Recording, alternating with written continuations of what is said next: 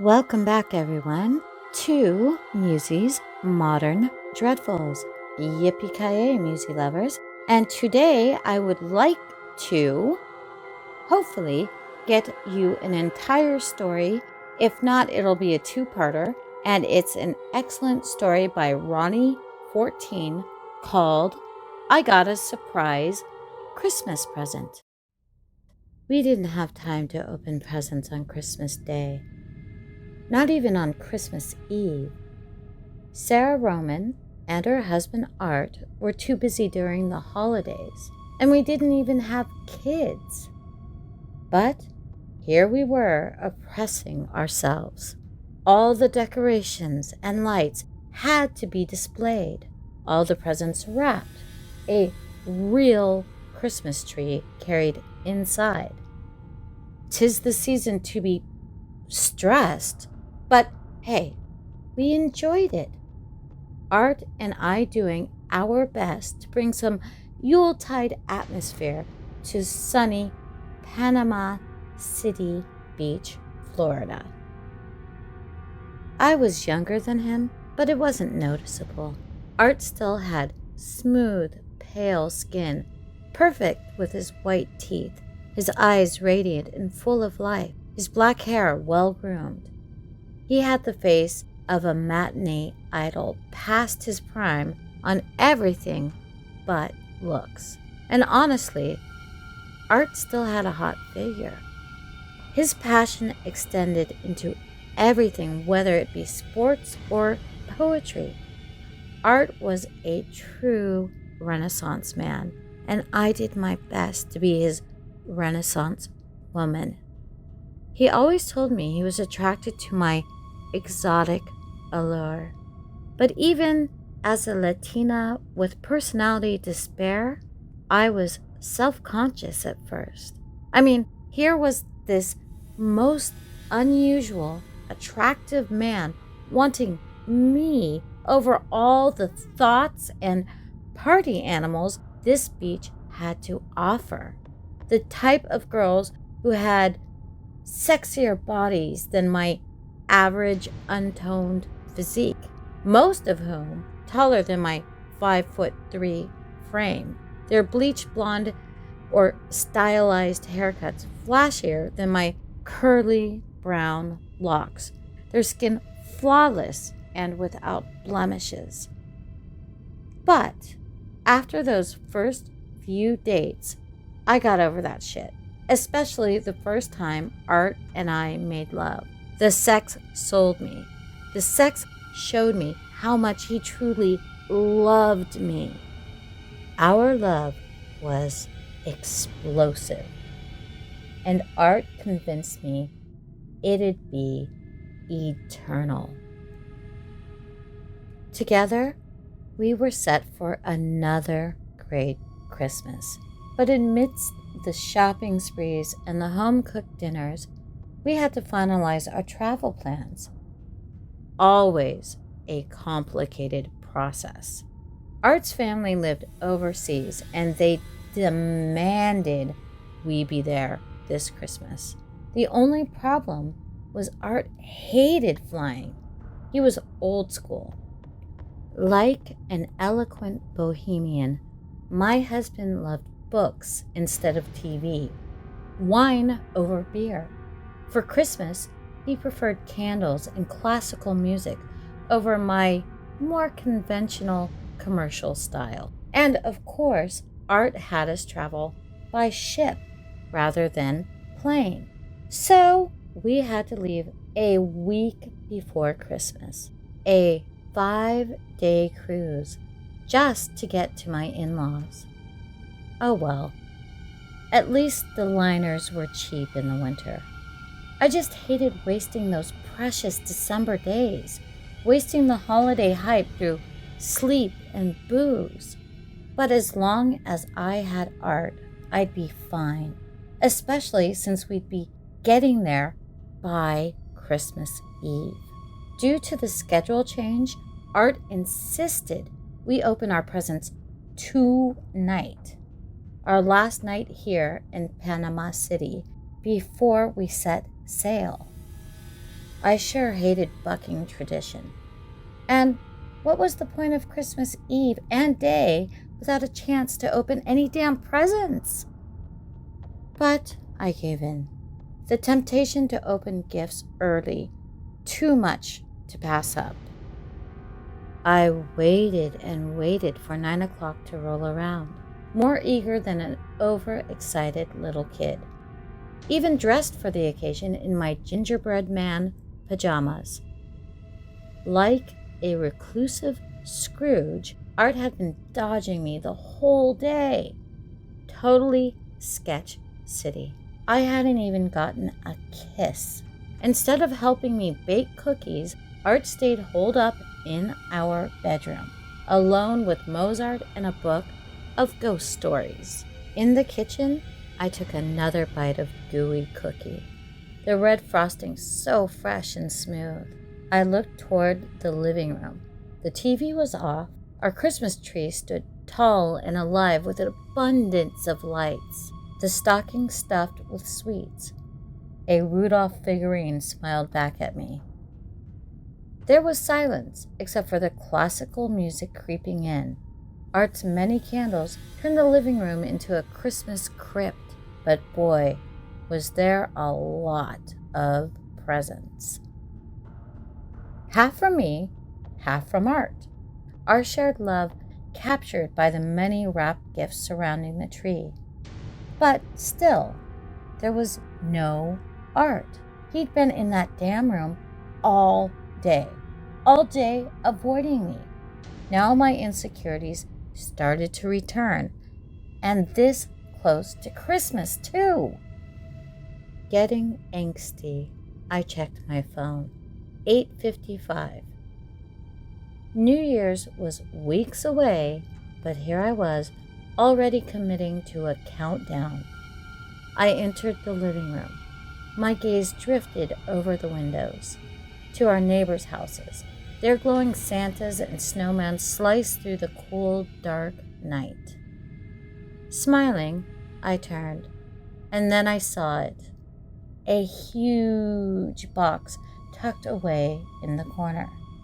Behind the tree, behind Rudolph. Blood-red wrapping paper swallowed up the present. A green bow placed on top for good measure. Unease sunk in. I hadn't seen this earlier, and there was no way I'd missed this damn thing either. This huge present.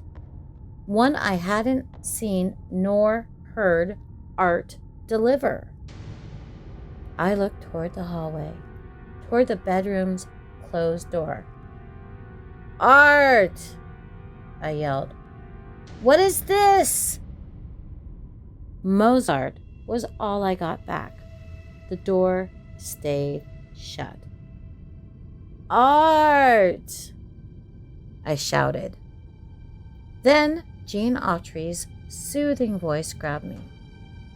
Here comes Santa Claus, here comes Santa Claus, right down Santa Claus Lane. Startled, I silenced my phone's alarm. The reminder, 9 p.m. I stole another annoyed glance back at the bedroom.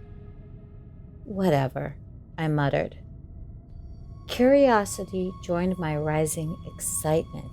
At this hour, the mysterious present was now fair game. With swift steps, I marched up to the box, stared down at its gift sticker, at the smiling reindeer. To Sarah, love Art, read my husband's cursive handwriting. I didn't spend time studying the present or playing that prolonged, agonizing guessing game. Channeling my inner child on Christmas morning, I ripped through the paper in milliseconds. No fucks given about how nice Art wrapped it or how much time he took to make it look pretty. None of that shit mattered now. Like a drug addict, I had to get to the gift. Had to see what was beneath the paper. A smooth wooden surface began to appear. Pristine, heavy wood, all of it surrounded by a perfect shade of brown bronze. My adrenaline pumping, I tore through the rest of the disguise. The scattered red paper formed a crime scene, the fallen bow a severed limb. Trembling, I got to the final few strands. Here I was, sweating in the cold, my mind trying to piece together Art's puzzle. Coffee table? Bookshelf? What the hell was it? Victorious, I yanked off the last pieces. The excitement within me reached its peak. Then I saw the oblong object in full. A casket. A morbid beauty. Its bronze impenetrable. Its stainless steel handles displayed proud wolf engravings. The entire coffin, more fitting for an art gallery instead of the ground, a shrine under the candlelight. I stood there stunned. Even after the reveal, I stayed in a state of euphoria. Christmas, erupted a pretty chorus behind me. The snow's coming down, sang the one and only Darlene Love. Turning, I came face to face with Art, his smile of fangs so sexy. Thick bloodstains were still scattered across his Santa Claus pajamas, the gore left over from our messy meal yesterday. Art's red eyes grew brighter, his pajamas begging me to tear them off faster than that wrapping paper. The gift had me so excited I hadn't heard Mozart stop playing, hadn't heard Art glide into the living room, or heard him put on Darlene Love's Christmas Baby Please Come Home, or put Dish Network's Yule Log channel on the flat screen.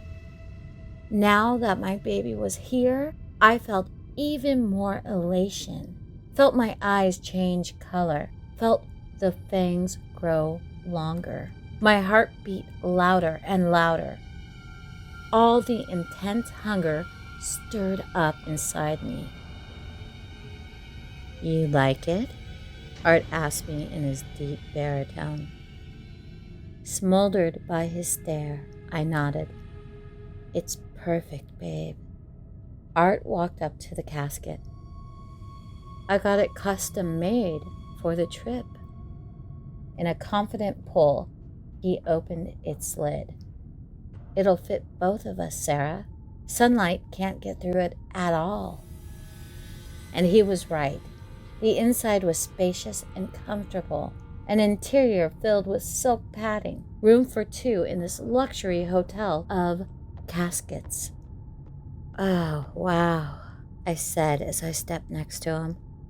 This close to the coffin, and Art further fueled my carnal cravings. Seductive, Art leaned in closer. It's a long way to Romania, Sarah. I wrapped my arms around his neck. I can't wait to pass the time. We stared into one another's eyes. The body heat kept us warm. The candles enhanced the intimacy. Darlene Love's Christmas, a perfect soundtrack. Now that I was with my favorite present of all, Art. Like teenage lovers, we went in for a sloppy kiss, a wild kiss. Our hands ran all over each other. This was the most joy I'd felt since the night we first made love. The moment Art made me immortal, even more exhilarating than the first time we drank blood together, or the first time we consumed human flesh. I put a finger to Art's lips, stopping him. Let's try it now. Another Christmas gift? Art joked. The lust ran through me. And for once, not a bloodlust either. Exactly, I replied. Showing off my strength, I pulled Art closer toward the coffin. Past the Christmas tree we went, hand in hand. We descended inside the casket, our beautiful nude bodies illuminated by the candle's warm glow. Then my greatest Christmas gift lasted well into the night.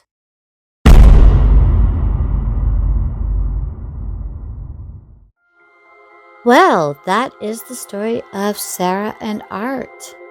I think there were clues to, hints at what was going on. But I love this story. I almost did it for a collab, but it didn't work out. So I promised the author, I love this story so much. I was like, I'm going to put it on Musey's Modern Dreadfuls. And speaking of which, yippee-ki-yay, Musey lovers, our first vampire story. And I love vampires. I love ghosts. I love entertaining you in general. So I hope you enjoyed that story and have a great Christmas. And I think I'm going to cut it off here because there's been this demon dog driving me crazy. So let's just enjoy the beauty of this story. Hopefully I'll have more vampire seduction type tales to share with you in the future. All right. Have a great Christmas and a Happy New Year.